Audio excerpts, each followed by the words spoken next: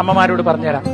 7 വയസ്സിന് മുമ്പുള്ള ഒരൊറ്റ കുട്ടികളെയും റീൽസ് കാണിപ്പിക്കരുത്. റീൽസ് എന്ന് പറഞ്ഞാൽ മനസ്സിലായോ?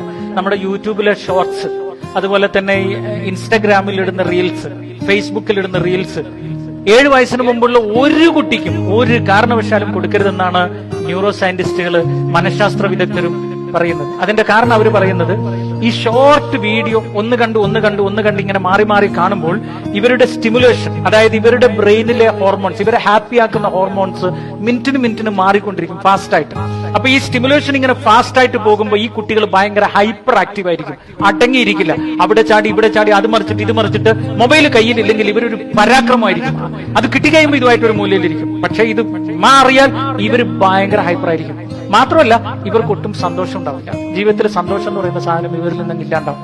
അതിലുപരി എന്താണോ, ഇവർക്ക് ഒരു കാര്യത്തിലും കോൺസെൻട്രേഷൻ കിട്ടൂല ഈ കുട്ടികൾക്ക്. കാരണം ഈ മിനിറ്റിന് മാറി ഈ റീൽസ് കണ്ട കുട്ടികൾക്ക് ഒരു കുഴപ്പമുണ്ട്, അവർക്ക് ഒരു കാര്യത്തിൽ 1 മിനിറ്റിലധികം കോൺസെൻട്രേറ്റ് ചെയ്യാൻ പറ്റാണ്ട് വരും. കാരണം അടുത്ത കാര്യത്തിലേക്ക് ചാടണം. അവരുടെ മൈൻഡ് ഒന്നിലും പെർസിസ്റ്റന്റ് ആയി നിൽക്കില്ല. ഇങ്ങനെ ഒരുപാട് അപകടങ്ങൾ മക്കൾക്ക് വരുന്നത് കൊണ്ട് അമ്മച്ചിമാരോട് പ്രത്യേകം പറയാണ്, ഒരു കാരണവശാലും ഈവൻ എന്തെങ്കിലും നിങ്ങൾ വീഡിയോ മൊബൈലിൽ കാണിച്ചു, അല്ലെങ്കിൽ എന്തെങ്കിലും ഒരു ഗെയിമൊക്കെ കാണിച്ചു, പക്ഷേ ഈ റീൽസ് 7 വയസ്സിന് മുമ്പുള്ള കുട്ടികളെ ഒരു കാരണവശാലും നിങ്ങൾ കാണിപ്പിക്കരുത്.